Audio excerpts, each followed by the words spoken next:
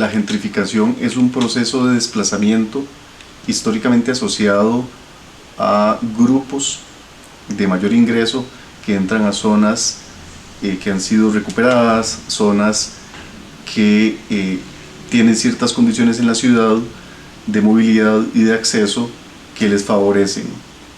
La gentrificación también se podría asociar a la palabra aburguesamiento, debido a que el origen de la palabra gentrificación es gentlemen's, y esta intervención social, demográfica, de entrada en ciertos barrios o áreas de la ciudad, particularmente habitacionales, se ve reflejada en un cambio sustantivo en las prácticas y también en el valor, en el uso de la tierra, de los servicios, lo que genera hasta cierto punto un conflicto en comparación con los estilos de vida asociados a los barrios de origen. Hay un desplazamiento de las personas. Este desplazamiento se da por la imposibilidad de estos barrios. Históricamente, de hecho, empezó en el concepto en Inglaterra porque era el desplazamiento de barrios obreros donde habitaban estas personas y donde estas comunidades o grupos de personas o personas específicamente fueron desplazándolos y comprando la tierra y haciendo uso de esa tierra, por ejemplo, para poner galerías, para poner cafés y poner un conjunto de servicios históricamente asociados al consumo de élite. La gentrificación en sí mismo es un elemento importante a tener en cuenta en relación a la desigualdad urbana. El efecto que está teniendo en Costa Rica y en el mundo la gentrificación se da particularmente por la desigualdad que estamos viviendo en el mundo. ¿Qué es lo que sucede? Que estos grupos de privilegio, sean clases medias altas o clases altas, que están desplazando a pobladores de barrios con condiciones de vida más bajos, están afectando directamente y de manera sustantiva la calidad de vida. Vamos a poner el ejemplo de Barrio Escalante. Aunque Barrio Escalante era históricamente un barrio de clase media alta, ¿qué es lo que está sucediendo? Que hay una entrada de nuevos vecinos, de dinámicas de condominio y de poblaciones con mayores ingresos, lo que podríamos decir que genera un proceso de gentrificación, aunque no en sentido estricto, porque era un barrio que ya tenía buenas condiciones.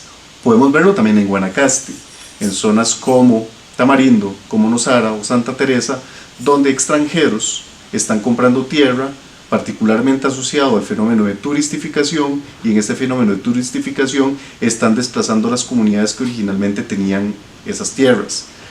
Poblaciones que además el aumento en el costo de vida les imposibilita y les disminuye la capacidad de acceder o tener lo que podríamos llamar un acceso o un derecho a la ciudad, entendiendo que la ciudad en estas escalas pueden ser zonas costeras o zonas metropolitanas, también se asocian a desigualdades en el acceso.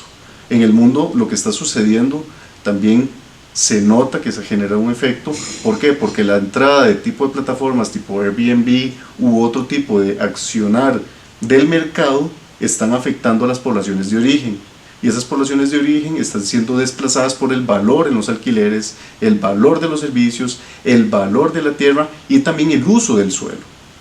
¿Qué es lo que pasa? En estas últimas semanas hemos visto, por ejemplo, manifestaciones en México, que zonas específicamente de alto ingreso como la Condesa, más bien gente de alto ingreso en México, están siendo desplazadas por gente de alto ingreso de países con todavía un ingreso mayor. Entonces esto lo que genera es una vinculación directa, más que con la gentrificación, con un proceso de desigualdad global, de élites que están tomando zonas privilegiadas de ciertos países y que se las están haciendo para sí mismos y están desplazando a los habitantes. Si quisiéramos regular o buscar qué tipo de regulación es necesaria para intervenir este tipo de cambios, de transiciones y de desplazamientos, habría que hablar de derechos. El derecho a la ciudad es un derecho donde las personas deberían tener acceso equitativo al uso del espacio. La ciudad es a la vez derecho, pero a la vez es comercio.